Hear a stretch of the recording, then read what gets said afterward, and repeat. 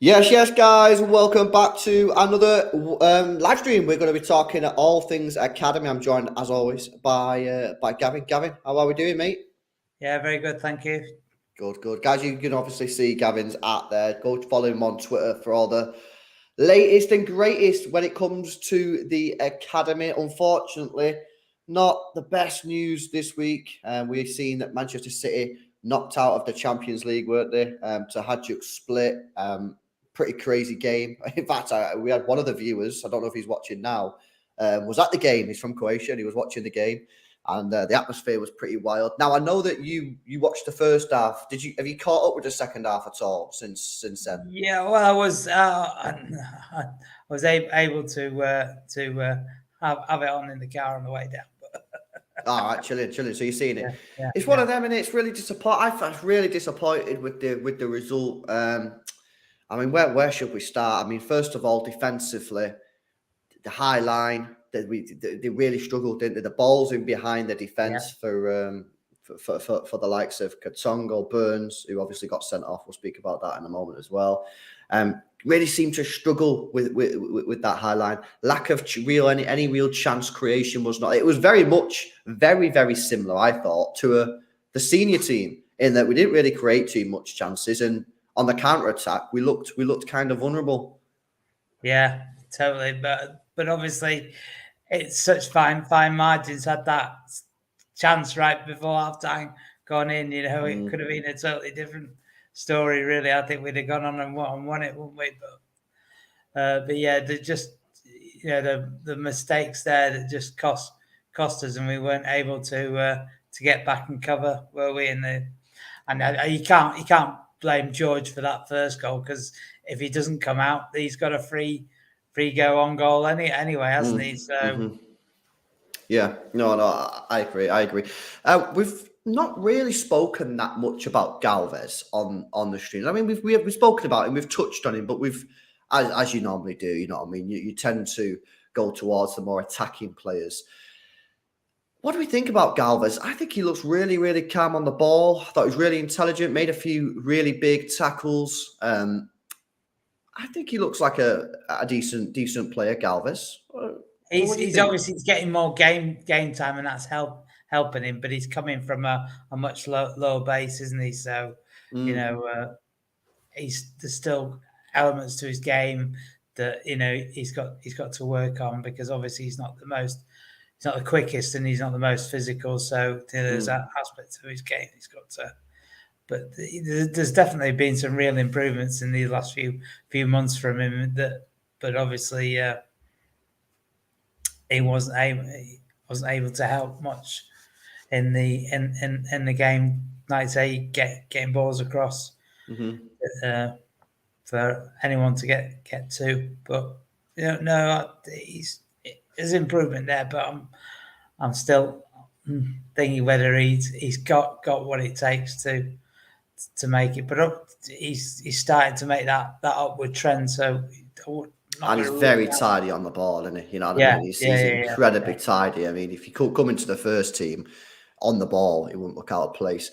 Yeah, maybe there are things that he can develop, but I'm liking what I'm seeing from Galvez. It's nice, steady progression. He's not like a Roberto Carlos type winger where he's flying down the wings, putting mega crosses in and having shots. He's just a very tidy player, and I think if he can just refine what he's got and improve on other areas, I think he's got a big career ahead of him. Whether that's at City or somewhere else, I'm not sure, but I think he's doing very well. I think he's playing very well. Yeah, we've only got to look at Oscar Bob, but I'd say how much out of it really he was when he first sort of came through into the EDS team and was dropped back into the 18s and just really developed. And now he's he's the first player on the team sheet in the EDS now. He's just the way he runs the game and runs at players with no fear and takes them on. Brilliant. But unfortunately, just didn't quite think. I'd say with Will up front, just doesn't have that sort of natural number 9 movement, does he? I think, and that can sometimes be a bit of a hindrance to the team with when you've got Mabudi and Carlos on both flanks. That's why where I did tweet, I thought maybe bring Joel on and put Mabudi through the middle, So, well, we might as well talk. I mean, we can chop and change throughout the team, but let's talk a little bit about Will Dixon. I know what you're saying. Is he a striker? Is he an out-and-out striker? I thought he was lacking support. I think he needed someone next to him against Hajduk Split. I thought he was isolated, struggled to get the ball to him, struggled to create.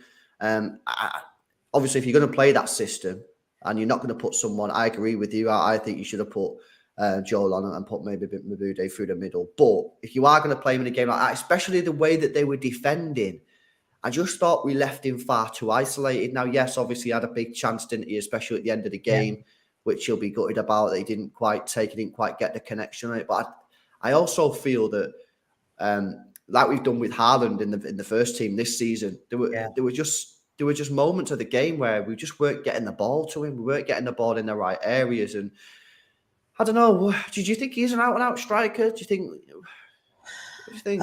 Like I say, I don't think he helps himself because, like I say, he doesn't make those runs as often as he should do, really. What are you talking about, runs? Are you talking about in behind the defence? Are you talking about across the near post? Just pulling off the defender and then running, making an angle run. Yeah, sometimes just doing something just to try and give Oscar or someone an outlet to try and throw it down the middle over the top or something. Just because playing the ball all the time to Mabude or Carlos, you're making it easier for the opposition to concentrate on those flanks when the ball comes out over and then obviously, like you say, then Will is isolated. You've got to be an absolutely pinpoint cross to find him then, haven't you, at that point? So it's just difficult. Yeah, no, for sure. Let's take it back to the defence. Katongo and Burns, centre back, really struggled, especially in the first half with the sort of over the top ball, any ball in behind, really. I like to say Jadel will be really upset with himself the way that we conceded that second goal, the way he managed to turn him, didn't he, in the box?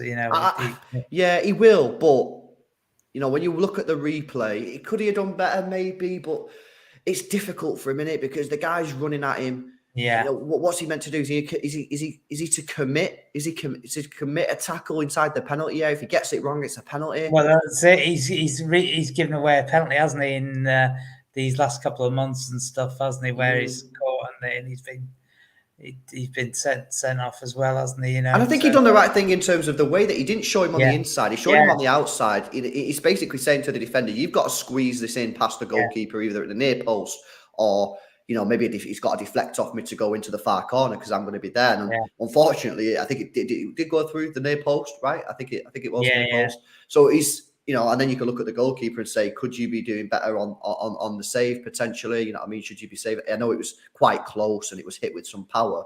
But I know it's a difficult one, that one. But the crux of the issue, really, I go back before any of that happened. I'm looking at that there was an inability to stop the ball in behind. So then you look at maybe the midfield. Why was the midfield not pressing the opposition to stop them putting that ball in behind? Because it kept on happening throughout the first half, and it was in the middle. Was it Adam? I think it was in the middle. Josh and Shay, didn't you?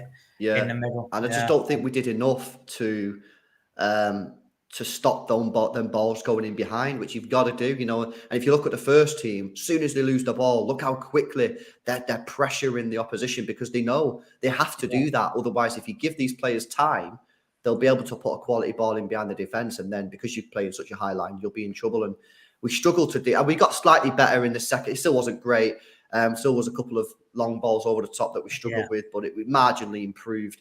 I think that was mainly due to the fact that Hajduk Split just decided to sit on the edge of the penalty area. Well, in fact, I've seen a little bit of a debate on this on Twitter between a few guys that like watching the academy games. What's your thoughts on the way that Hajduk Split played? I've seen a couple of people saying that's not how you should be coaching players in the academy. You should be coaching players to play football the right way. But then I've seen opposition people saying, no, they were being coached to win a football match and they may have to play that for the club if they got. What was your view? Because it was quite negative. Well, right? Obviously, it's a cup match, and the idea is to get the win. As I say, the league matches are the ones where you want your team to set up in a slightly different way as best that you think you with your players. and that's how they'll learn and develop. A cup match is just purely about getting a result, isn't it?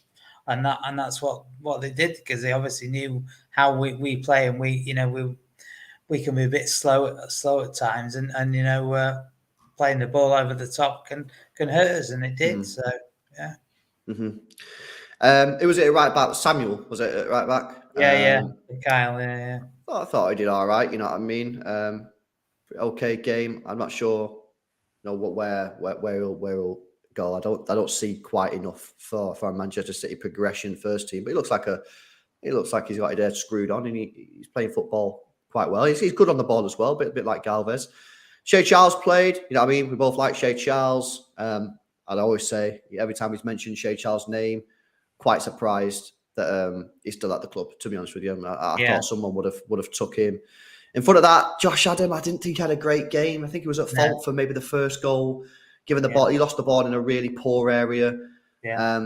Going forward, again, didn't really think he was doing too much. Really good on the ball. I don't know what it was. Maybe it was just an off day, bad day at the office or whatever. But I don't think he particularly had a good. Again, Josh hasn't played a lot recently because Alex has been playing in the EDS, hasn't he? So it's been difficult for him to get a rhythm in his own game. So, Oscar Bob, you mentioned him before. He's getting a lot of plaudits now, Gav. Yeah. He's getting a lot of plaudits, and I say this every time we speak about this guy.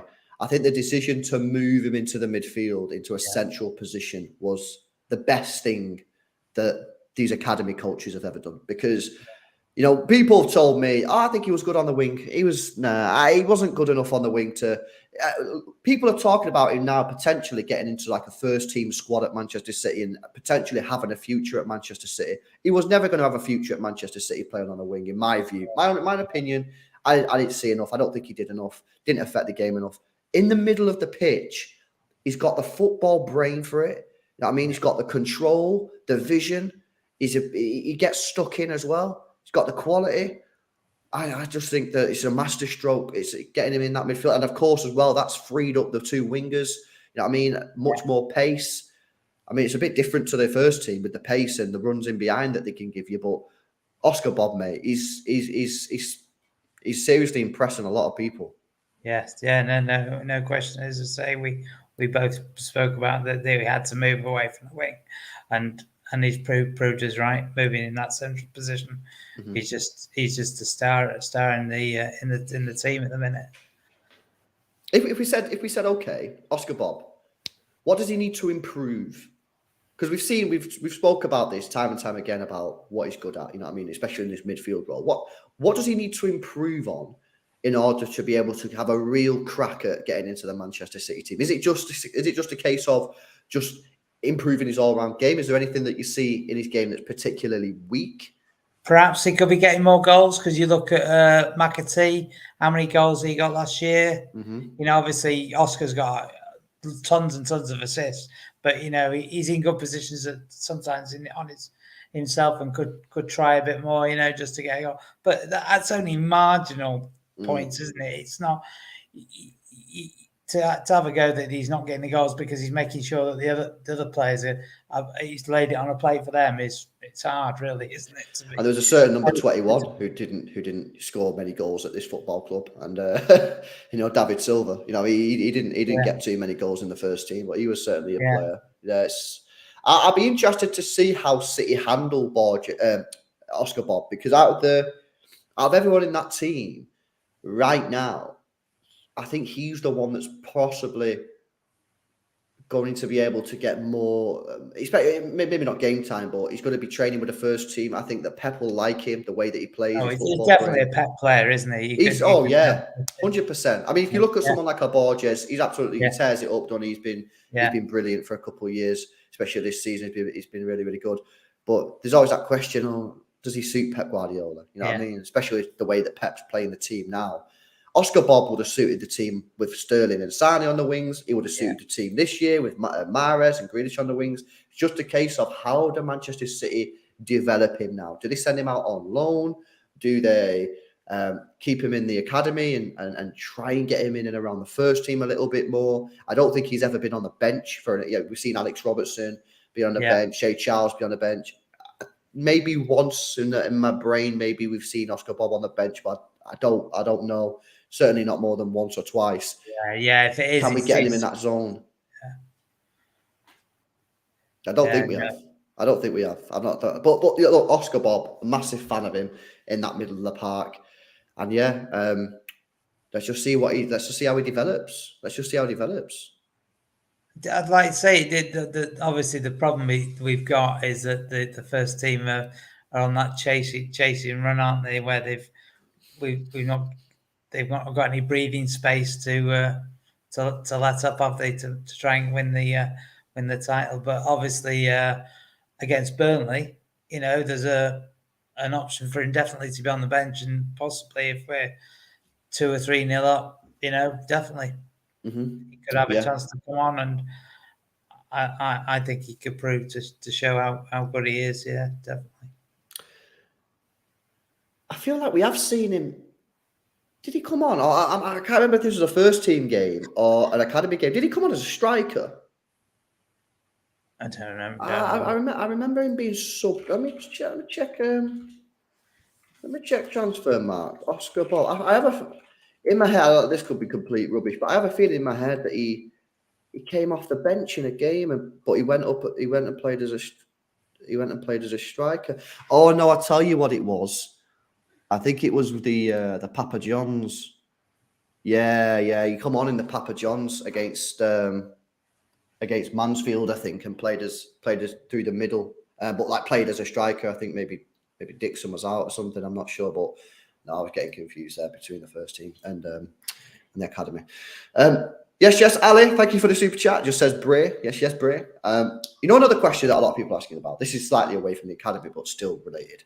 A lot of people now talk about James McAtee again, and about whether or not there could be a potential future. I've seen a lot of people happy with Perone.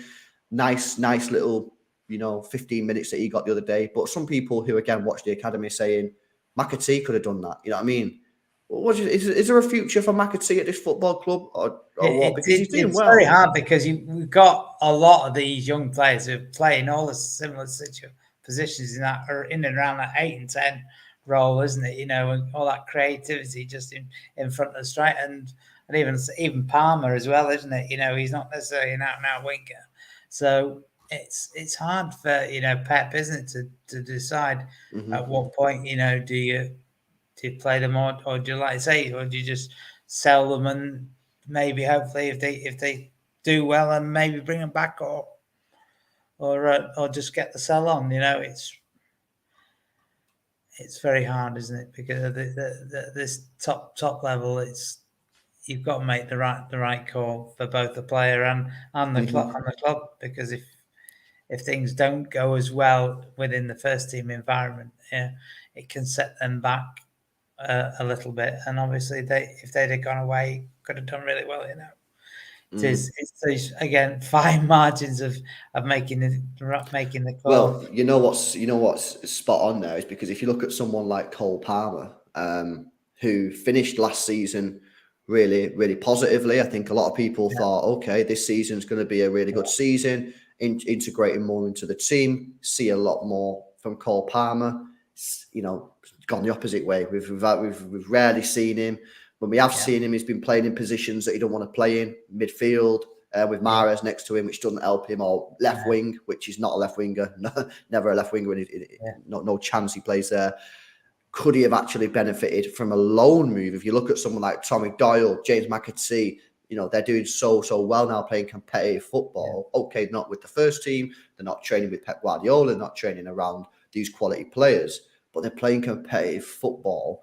And now people are talking about McAtee and saying, oh, McAtee now might be a potential option of coming back in. And people are talking about Cole Palmer and saying, I said it before, I think he'll probably be loaned out in the summer, in my view, based on just the lack of minutes this year. So you do have to be really, really careful. And this is why I always try and, when we talk about the academy, we do watch-alongs with the academy, and when we do these streams, it's very much which try and stay on the development path. You know what I mean? And this is why we always say it on the streams, don't we, Gav? That the main thing for these players is that they can get a career in football, whether that's at City or elsewhere, probably elsewhere for 99% of them. That's the main thing. It's about development. But if you have got a few players that you think, oh, they could potentially make it to the City team, then it's a question. And it's difficult because there's no one way, there's no formula. Because people look at Foden and go, Foden didn't go on loan, so don't loan anyone else. Nah, because it works for certain players at certain times and it won't work for other players at other times. So it is really, really difficult. The club will probably get some of these decisions wrong as well, because you're not going to get every single one of them right. If, like I say, if you look at Cole Palmer, you know, he probably could have been loaned out to a very good championship team, in my opinion, and been playing every single game.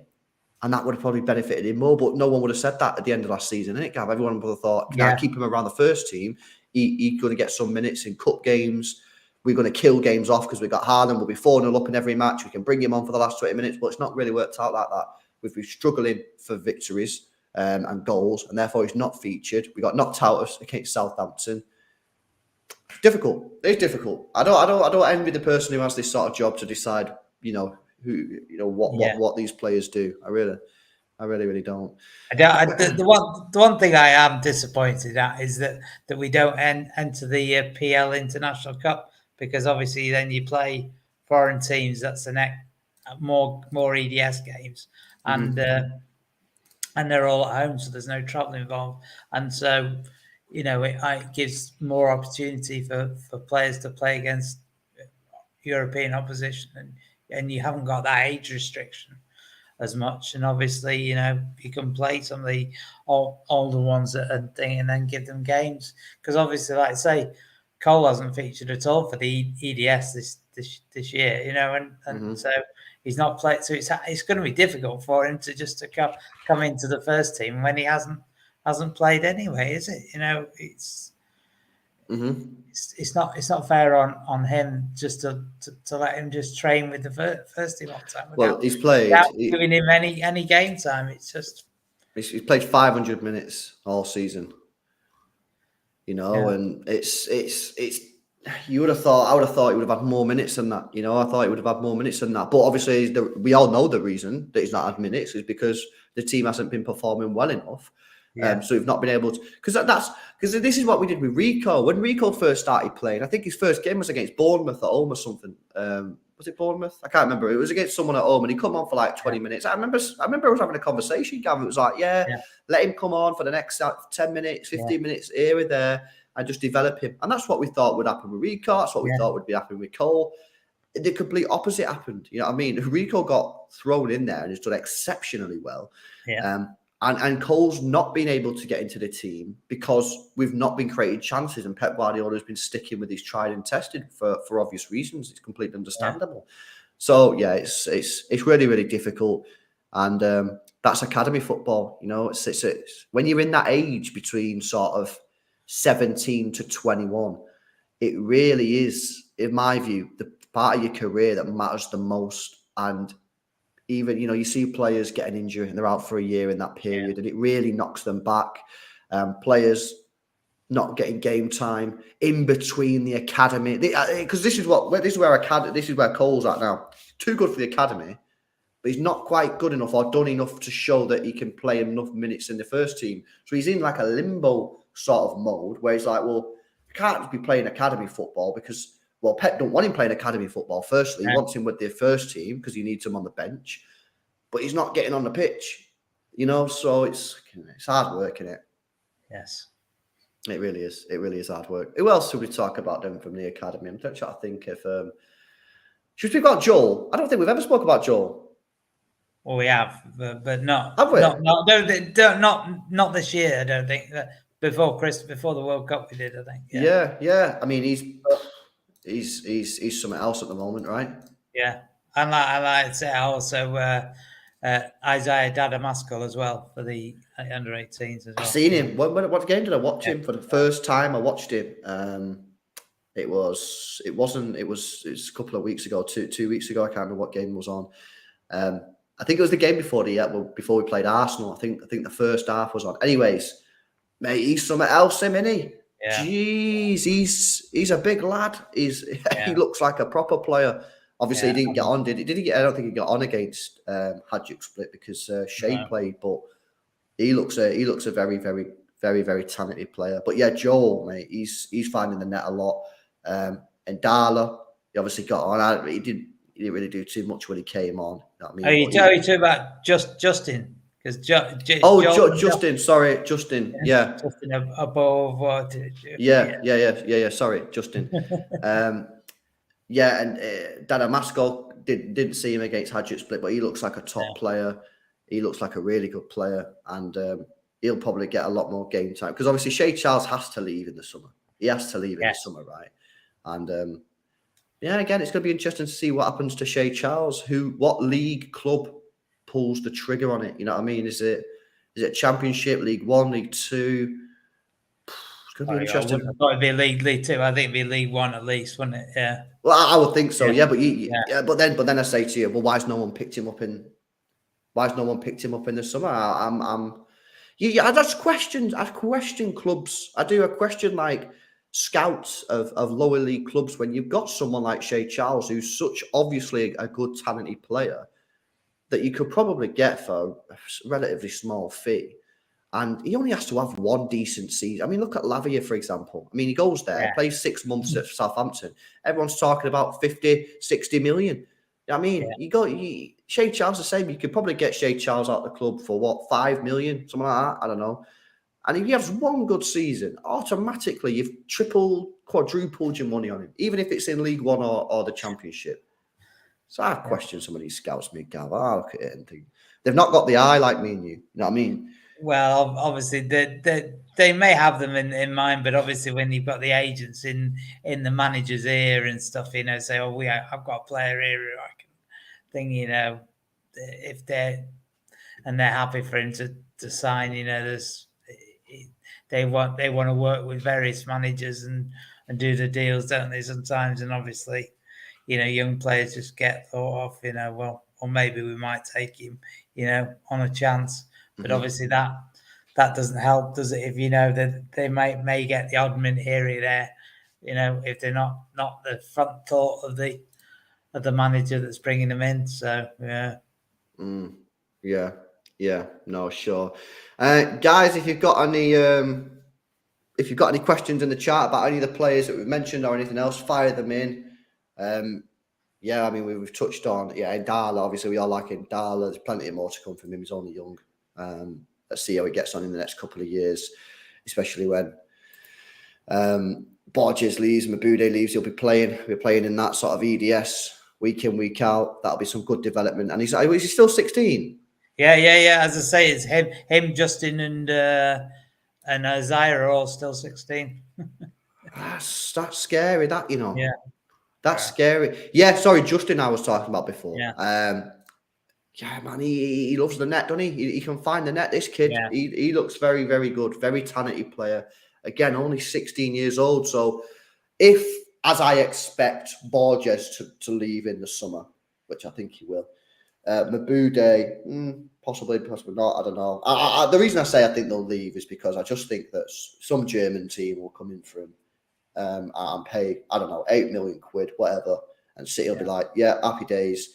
And they'll be like, yeah, happy days. I'm going to go and play some first team football. It's a no-brainer. But then what you're doing is you're taking these, I guess they'll be like 17 at the time then, and putting them in the EDS. And you can give them two to 3 years then of proper, you know, development and growth. And Dala's a player that obviously everyone talks about and has great sort of prospects.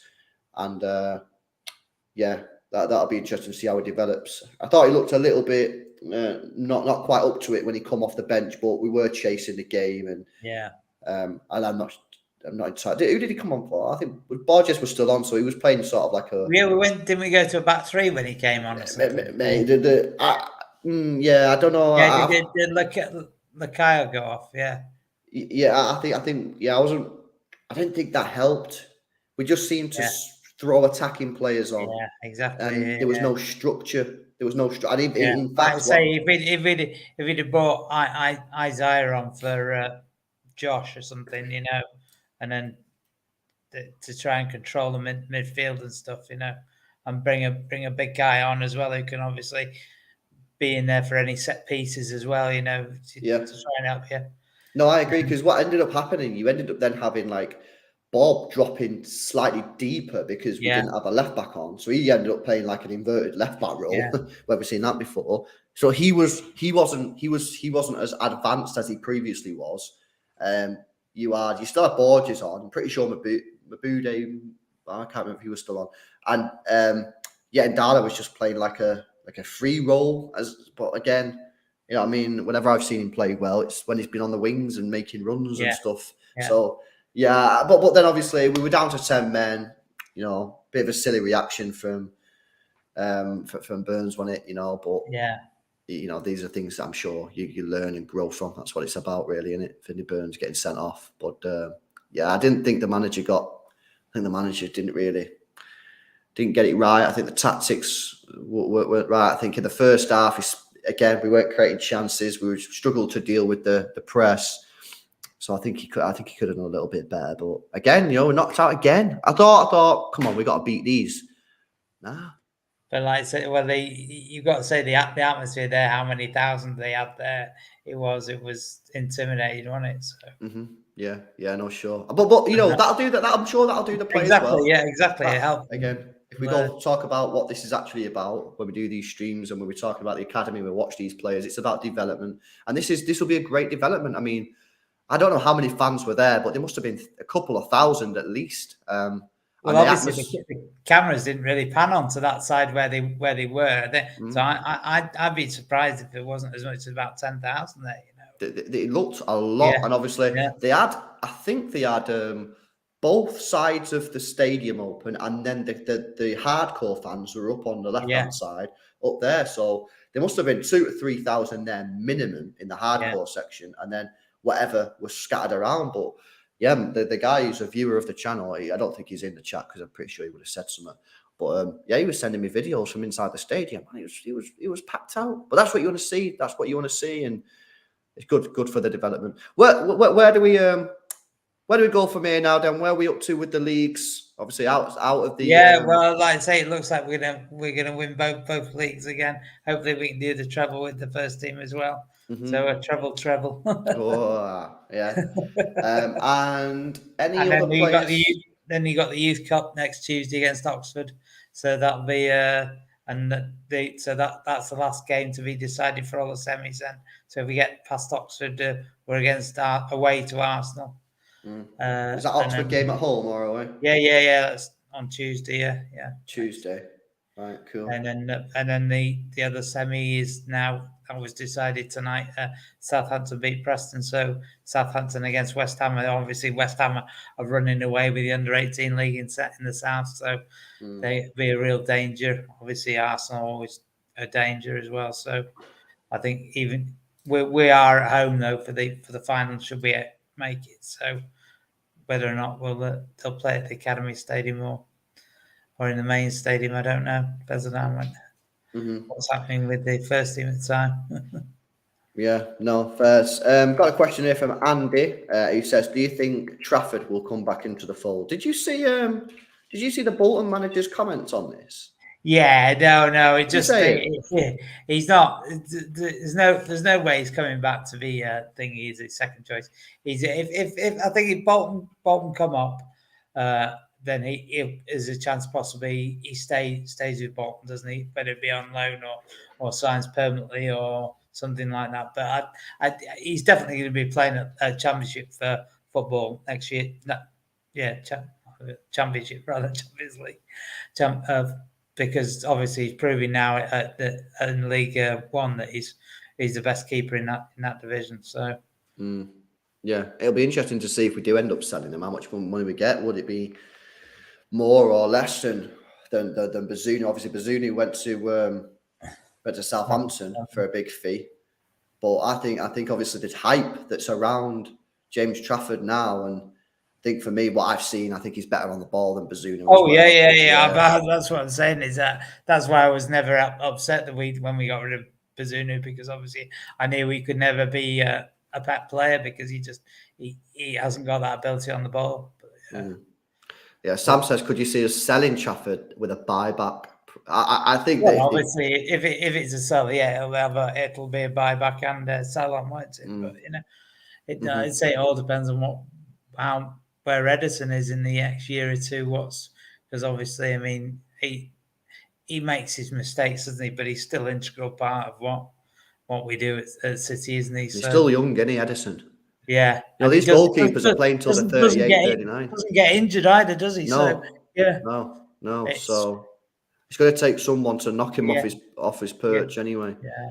100%. Cal, I mean, we kind of discussed this throughout the stream, but Carl's asking directly, what players could you see breaking into the first team in the next 1 to 2 seasons? So if you're looking at sort of like now to 2025, I think, again, Oscar Bob, as we've mentioned, he has the sort of talent to be able to break into the first. When I'm talking first team, I'm talking first team squad here, by the way, guys. I'm not talking he's going to start week in, week out. He has the potential to start breaking in. I think Mabude and Borges will be sold, personally. I think they're both first team squad quality, but I think they'll be sold. Shay Charles, we both, me and Gav, really like Shay Charles. Probably sold.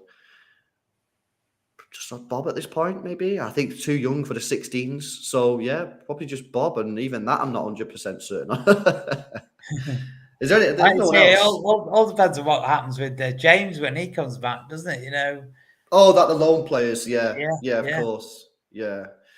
Ming Yi again, sort of the same sort of question. Which player impresses you the most? Yeah, I think we kind of just spoke about them.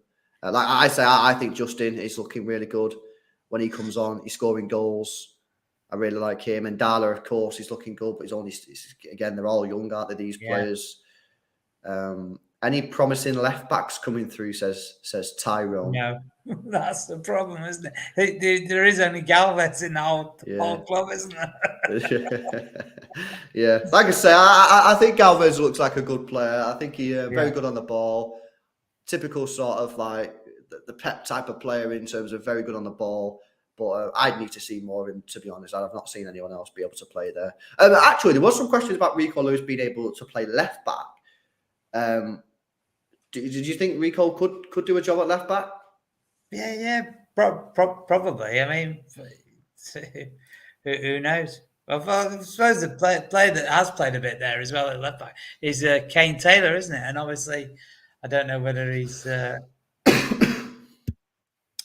how his injuries, is managed, because obviously he's only been back a short while and he's only played a bit of games, but he's a really skillful player. But whether or not he can develop, because he played in midfield when he was younger.